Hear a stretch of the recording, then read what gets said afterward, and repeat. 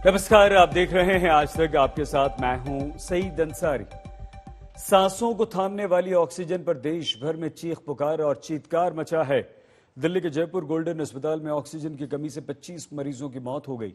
अमृतसर के एक अस्पताल में 6 मरीजों की ऑक्सीजन की कमी के चलते जान चले गई। ये बातें डराती हैं, दिल बैठ जाता है। और ये सिर्फ दिल्ली अमृतसर की बात नहीं, देश भर में यही स्थिति है।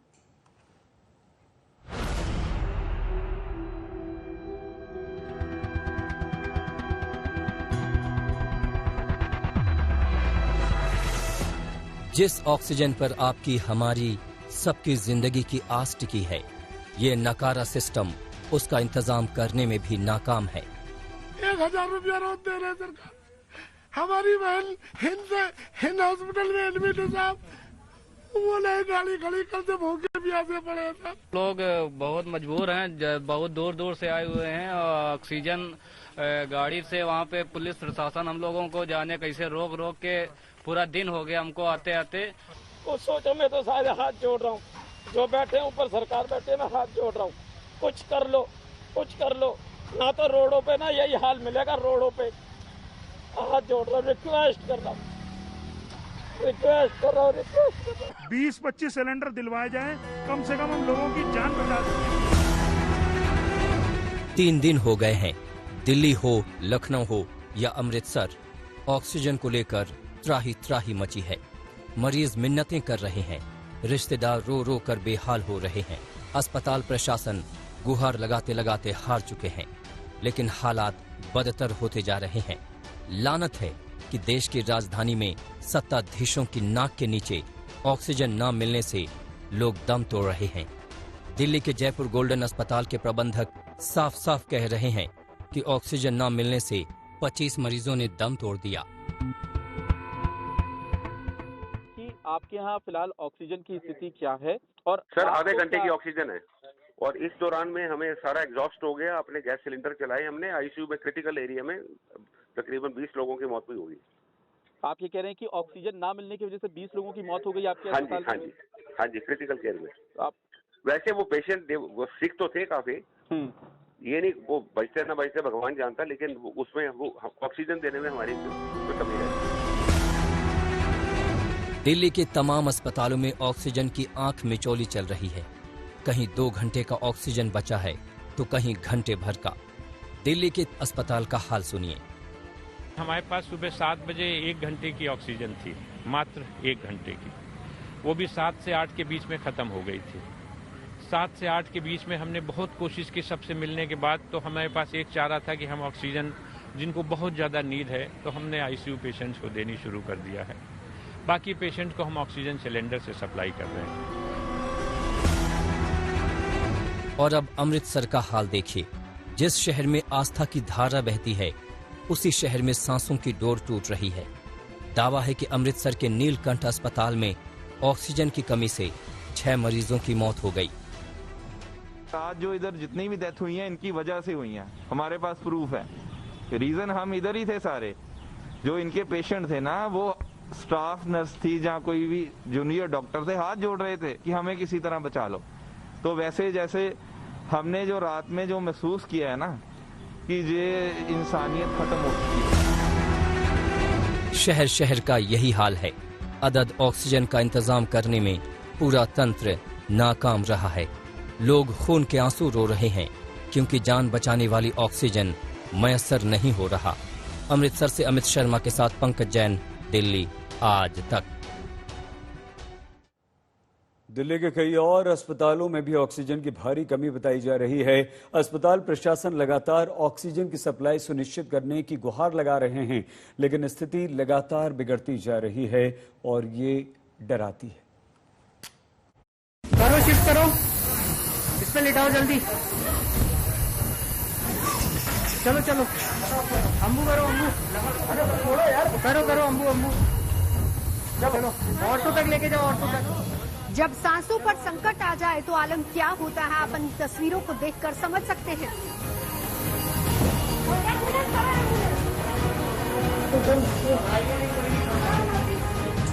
इस अस्पताल में अफरा तफरी है, हर तरफ भागम भाग है, जान बचाने की जद्दोजहद है।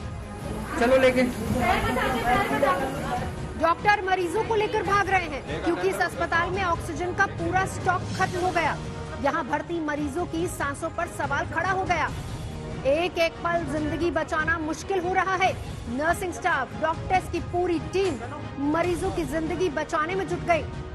मरीजों को दूसरी बिल्डिंग में शिफ्ट कराने की कोशिश शुरू हो गई। Third floor auto. खुशकिस्मती से मरीजों की जान पर आया संकट टाल दिया गया, लेकिन देश के कई हिस्सों में अस्पतालों को ऑक्सीजन के आपातकाल से जूझना पड़ रहा है। दिल्ली में मैक्स, अपोलो, गंगाराम जैसे बड़े निजी अस्पताल तो जीटीबी जैसे बड़े सरकारी अस्पताल में कुछ दिनों से हालात ऐसे रहे कि अब ऑक्सीजन खत्म हुआ तो तब ऑक्सीजन खत्म हुआ, इस तरह की नौबत आ रही थी।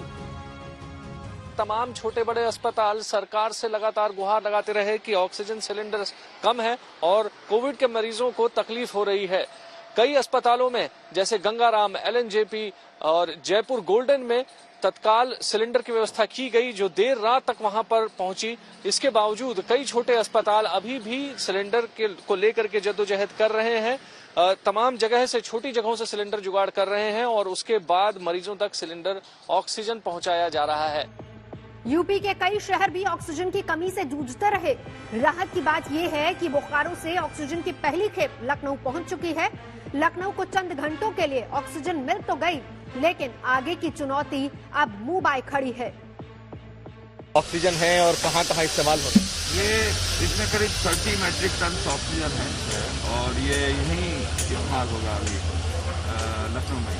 सभी जहाँ हॉस्पिटल्स है, सरकारी हॉस्पिटल्स है, प्राइवेट हॉस्पिटल्स हैं और मेडिकल कॉलेजेस हैं, सरकारी मेडिकल कॉलेज, सब जगह तो हम कोटा पूरा दे रहे हैं, लेकिन ये लखनऊ के लिए एडिशनल आया है। तो इससे ये स्थिति रहेगी कि हॉस्पिटल्स के पास कुछ अवेलेबिलिटी रहेगी तो उनको कोई हैंड टू माउथ नहीं रहेगा। कोरोना की दूसरी लहर ने हिंदुस्तान की स्वास्थ्य सेवा की पूरी कलई खोलकर रख दी है।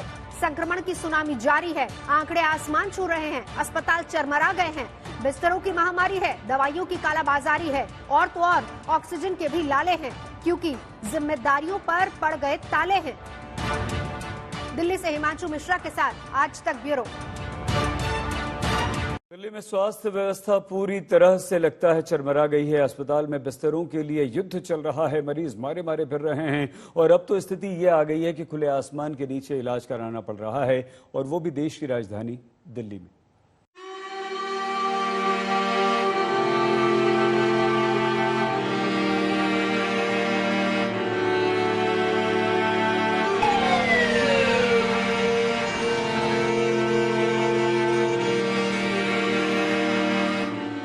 ये 2021 की दिल्ली है। सिर के ऊपर खुला आसमान है। कहने को ये अस्पताल का अहाता है, लेकिन जिंदगी का खेवनहार तो विधाता है।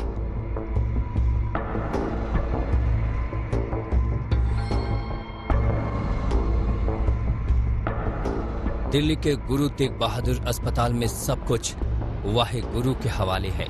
जिंदगी अब उन्हीं के हाथों में है। सिस्टम और सरकारों ने तो दिखा दिया कि आम लोगों की जान की कीमत क्या है।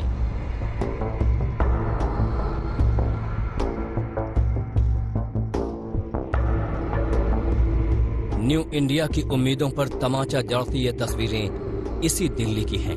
जब जीटीबी अस्पताल मरीज से ठसाठस हो गए तो गंभीर मरीजों को खुले में ही स्ट्रेचर पर लिटाकर इलाज शुरू कर दिया गया।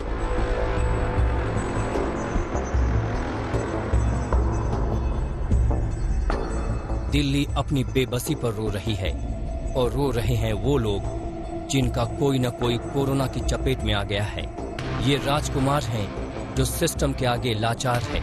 पत्नी का हालचाल जानने की कोशिश करते रहे, लेकिन अस्पताल प्रशासन ने अंदर नहीं जाने दिया और जब पहुंचे तो काफी देर हो चुकी थी। मोदी सरकार चाहे केजरीवाल सरकार, दोनों सरकार निकम्मी है।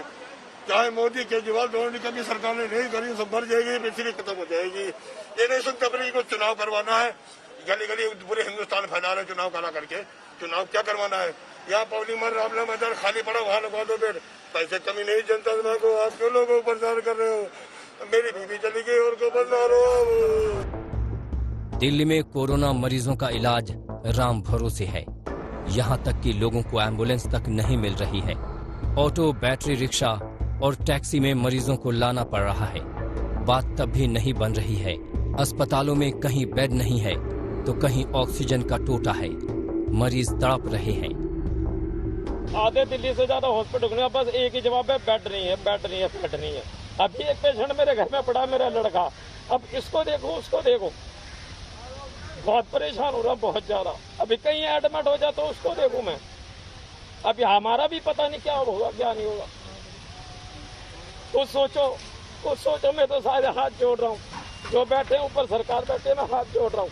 कुछ कर लो, ना तो रोडों पे ना यही हाल मिलेगा रोडों पे। सोचिए जरा, इलाज न मिलने पर जब अपने ही दम टूट जाएं, सांसें थम जाएं तो दिल पर क्या गुजरेगी, ये सुनना बहुत जरूरी है ताकि बहरा सिस्टम भी आंख कान खोल सके। आंखें बंद किए बैठा सिस्टम शायद देखे और गूंगा बना हमारा सिस्टम शायद मदद के लिए कुछ बोले। 1000 रुपया रोज दे रहे सरकार। हमारी बहन हिंद हॉस्पिटल में एडमिट है साहब, वो नहीं गाड़ी खड़ी करते भूखे प्यासे पड़े था। हम जिला सीतापुर के रहने वाले, मेरी बहन यहाँ एडमिट है हिंद हॉस्पिटल में मड़िया सीतापुर और भिटौली में। वो गाड़ी मेरी खड़ी है, अभी तक कोई व्यवस्था नहीं हो पाई। और यहाँ जब आ रहे हैं तो पुलिस वाले जितने कोई नीली बत्ती लाल बत्ती सब आ रही है।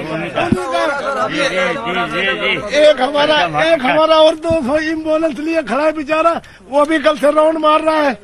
मरीज है बेचारे, जो आती है जिसका सोर्स वाला वही लग रहा है। जिसका काम नहीं हो रहा, केवल सरकारी आदमी है उनका हो रहा। हम लोग कल 11 बजे से लगे, अभी तक लाइन नहीं आया है। 3 दिन से मेरे को हॉस्पिटल नहीं मिला है। मेरी बात होती है, मेरे को यहाँ सीएमओ से फोन होता है, नंबर नहीं उठाते, ना मैसेज का रिप्लाई दे रहे हैं।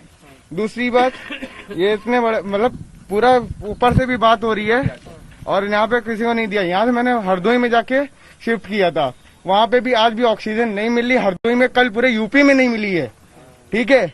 मैंने कानपुर सबको ही देख लिया, कहीं नहीं मिली। लोग बहुत मजबूर हैं, बहुत दूर दूर से आए हुए हैं। ऑक्सीजन गाड़ी से वहाँ पे पुलिस प्रशासन हम लोगों को जाने कैसे रोक के पूरा दिन हो गया हमको आते आते। यहाँ एक दिन पूरा हो गया, 24 घंटे होते होते हमको एक गाड़ी लग पाई, ये समझ लो। कल रात 7 बजे से सोया तक नहीं हूँ, एक पानी तक नहीं पिया हूँ, यहाँ लगा हूँ। कहाँ से आए, किसके लिए आपको? हम जीवक हॉस्पिटल से आए हैं और 7 बजे से यहाँ आके पड़े हैं। फिर हम यहाँ आ गए थे, यहाँ आने के बावजूद हमको गाड़ी आई लिक्विड की, तो फिर हमको पीछे करते करते एकदम उतना पीछे कर दिए। यूपी में पहले हुआ है ऐसा, अब RT-PCR से लेकर के और आप हर जगह रोक लगाओगे, मरीज सब सीरियस हो गए। अब आपने वो सीएमओ का जो परमिशन है वो अब खोला है, लेकिन यहाँ तक आते आते आपने कितना क्या कर दिया, कितनी लाशें गिरा दी, आपको अंदाजा नहीं है। सोचो, मैं तो सारे हाथ जोड़ रहा हूँ। जो बैठे हैं ऊपर सरकार बैठे, मैं हाथ जोड़ रहा हूँ। कुछ कर लो, ना तो रोडों पे ना यही हाल मिलेगा रोडों पे। हाथ जोड़ रहा हूँ, रिक्वेस्ट कर रहा हूँ। 20-25 सिलेंडर दिलवाए जाएं, कम से कम हम लोगों की जान बचा सकें। हमें गाजियाबाद से बिल्कुल मदद नहीं मिल रही है। हम बार बार प्रशासन से रिक्वेस्ट कर रहे हैं। हम बार बार दिल्ली जाते हैं, हमारी गाड़ियां अलग अलग जगह स्टेशन पे जाती है लेने के लिए, हमारा टाइम खराब हो रहा है। इतने में पेशेंटों की जान के साथ नाना करते हुए भी खिलवाड़ हो रहा है। ये प्रशासन समझे कि क्या करना है इनके साथ।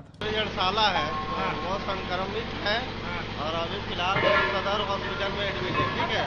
तो वहाँ गैस का बहुत ज्यादा ऑक्सीजन का दिक्कत है। अपने पापा को ढूंढने में पता चल जाए कि जिंदा है, कि इलाज का वहाँ हो रहा है, कि या मर गए हैं। तो हमें कई दिन से ढूंढ रही हैं? 2 दिन से ढूंढ रहे, 21 तारीख से। तो यहाँ कोई बता नहीं रहा, भर्ती नहीं बता रहा कोई। भर्ती यहीं थे? नहीं, इमरजेंसी में भर्ती है। हमारे देश के सामने इस समय ऑक्सीजन की बड़ी विकट समस्या खड़ी है। वहीं इंडस्ट्री को ऑक्सीजन की सप्लाई को लेकर सवाल खड़े हो रहे हैं। दिल्ली हाईकोर्ट ने इस पर केंद्र सरकार से जवाब भी मांगा। तो आखिर स्टील इंडस्ट्री को ऑक्सीजन क्यों सप्लाई की जा रही है, इस पर हमारी साथी अंजना ने जिंदल स्टील के मालिक और कांग्रेस के नेता नवीन जिंदल से बातचीत की। नवीन जी, पहल करना चाह रहे हैं ताकि ऑक्सीजन की आपूर्ति में मदद दे, क्या है आपका सुझाव? जी अंजना जी, हम तो स्टील बनाने वाले लोग हैं और स्टील बनाने के अंदर बहुत ऑक्सीजन लगती है और ऑक्सीजन जो लगती है वो हमारी गैसियस फॉर्म में लगती है, लेकिन कुछ मात्रा हम उसके अंदर लिक्विड ऑक्सीजन भी बना सकते हैं। तो आज जब देश को जरूरत है ऑक्सीजन की, तो उसके अंदर हम योगदान देना चाह रहे हैं और हम अपना योगदान उसके अंदर पूरा दे रहे हैं, अपनी प्रोडक्शन भी कम करके, और जितनी भी लिक्विड ऑक्सीजन है उसकी मात्रा हम मेडिकल ऑक्सीजन के लिए उसको डाइवर्ट कर रहे हैं। तो हमारे पास करीब 500-600 टन ऑक्सीजन है उड़ीसा के अंदर। तो पिछले 2 दिनों से हम करीब 100 टन के करीब हम रोज भिजवा रहे हैं, और आज करीब 150 जाएगी, कल से जो है करीब 250, और फिर उसके बाद 300 टन के हिसाब से हम हर रोज जो है हम जहां जहां जरूरत है, जहां जहां स्टील मिनिस्ट्री हमें बोल रही है भेजने के लिए, जैसे हम तेलंगाना भेज रहे हैं, मध्य प्रदेश भेज रहे हैं, दिल्ली भी भेज रहे हैं, गुड़गांव भी भेज रहे हैं, तो जहां जहां आवश्यकता है इसकी वहां पर हम उसको भेज रहे हैं। तो इतना बड़ा जो ये मुहिम है, और इसके अंदर मैं सुन रहा था, मैं देख तो नहीं पाया, लेकिन अभी देख रहा था, तो ये समय जो है आपस में हमें जो है लड़ने झगड़ने का नहीं है, ये एक राष्ट्रीय आपदा है, और इसके लिए हम सब जो है एक दूसरे को एकजुट होकर के हम काम करेंगे, क्योंकि इसके अंदर किसी की वो नहीं है, किसी की भी ऑक्सीजन कमी हो गई तो एकदम से ये किसी ने नहीं सोचा था कि इतनी महामारी फैलेगी, इतना ये पेंडेमिक होगा और इतनी सबको ऑक्सीजन की आवश्यकता होगी। तो इसलिए इसके अंदर हमें बहुत डिसिप्लिन के साथ, संयम के साथ, with the spirit of cooperative Endeavour हम सबको मिलजुल के काम करना पड़ेगा, तभी हम इससे हम जूझ पाएंगे। बिल्कुल, ये पहल आपकी वाकई काबिले तारीफ है। मैं बस जानना चाहती हूं कि वो कौन सा आप टेम्पलेट बताएंगे जिसके जरिए बाकी उद्योगपति भी अगर इस तरह की पहल करना चाहें तो ये बहुत ही उत्साहवर्धक है ऐसे वक्त पर, क्योंकि यही तो वो वक्त है जब इंसान की परख होती है। और अगर आप एक बताएं कि कैसे बाकी उद्योग जगत के जो लोग हैं वो इस तरह की पहल कर सकते हैं, आप किससे टच में आए, आपने किस तरह से अपने इस जो एक तरह से आपने ये योजना बनाई है उसको सार्थक किया, अगर आप दूसरों के लिए भी शायद इससे मदद मिले। हाँ जी अंजना जी, आज जो है दोपहर को करीब 1 बजे माननीय प्रधानमंत्री जी ने सभी स्टील प्रोड्यूसर्स को बुलाया था, सबके साथ मीटिंग की थी, और आपको भी और सबको ये पता होना चाहिए कि जितने भी उद्योग हैं, जितनी भी इंडस्ट्रीज हैं, इंडस्ट्रियलिस्ट हैं, सभी का एक ही उद्देश्य है। और सभी, मैं ये नहीं कहूँगा सिर्फ कि जिंदल स्टील एंड पावर कर रही है, सभी कंपनियां मिल करके, चाहे वो रिलायंस हो, चाहे वो JSW हो, चाहे वो टाटा स्टील है, चाहे वो स्टील अथॉरिटी है, और अन्य सभी कंपनियां जिसके पास भी ऑक्सीजन है, आज कोई ये नहीं देख रहा कि उसकी प्रोडक्शन का नुकसान होगा। वो सभी लोग जो है मिलजुल करके और बढ़ चढ़ करके इसके अंदर अपना अपना योगदान दे रहे हैं। तो हमें इस बात के लिए हम पूरी तरह से निश्चिंत होने चाहिए कि जो भावना आपके अंदर है, मेरे अंदर है, दूसरों के अंदर भी उसी भावना के साथ कि लोगों की जान बचानी है। इस समय जो है ये समय है कि हमारे को अपने देश के लोगों की जान बचानी है, और सब लोग लगे हुए हैं। और मैं बहुत आशावादी हूँ कि अगले 2-3 दिनों के अंदर आप इसमें सुधार भी देखेंगी कि लोग जो है कि ऑक्सीजन जो है, क्योंकि कभी हमने सोचा नहीं था कि यहाँ से उड़ीसा से जो है ऑक्सीजन दिल्ली जाएगी या मध्य प्रदेश जाएगी, तो अब लेकिन जा रही है, तो वो उसका रास्ता बन रहा है। इसके अंदर सबको जो है सहयोग करना चाहिए। और उन्होंने, माननीय प्रधानमंत्री जी ने ये भी कहा कि रास्ते में जो है कड़े निर्देश दिए गए हैं डिस्ट्रिक्ट मैजिस्ट्रेट्स को, SPs को, कि कहीं पर भी ट्रकों को, टैंकर्स को रोका ना जाए। जितने भी टैंकर्स उनको एक तरह से एम्बुलेंस का दर्जा दे करके, कि वो जो है उनको कोई रुकावट ना हो, ताकि वो जल्दी जाएं, जल्दी अपनी लिक्विड ऑक्सीजन खाली करें, फिर वापस खाली आए ताकि भर के दोबारा जा सकें। और यही नहीं कि सरकार जो है इसके अंदर खास करके स्टील मिनिस्ट्री कोऑर्डिनेट कर रही है, और भी केंद्रीय सरकार भी पूरा एफर्ट को कोऑर्डिनेट कर रही है कि किस प्लांट से कहाँ पर ऑक्सीजन दी जाए। तो मैं समझता हूँ कि 2-3 दिन में इसका असर जो है दिखने लग जाएगा, और ऑक्सीजन की जो कमी है, हमारे देश में कोई कमी नहीं है ऑक्सीजन की, तो ऑक्सीजन जो है मिलनी शुरू हो जाएगी सबको।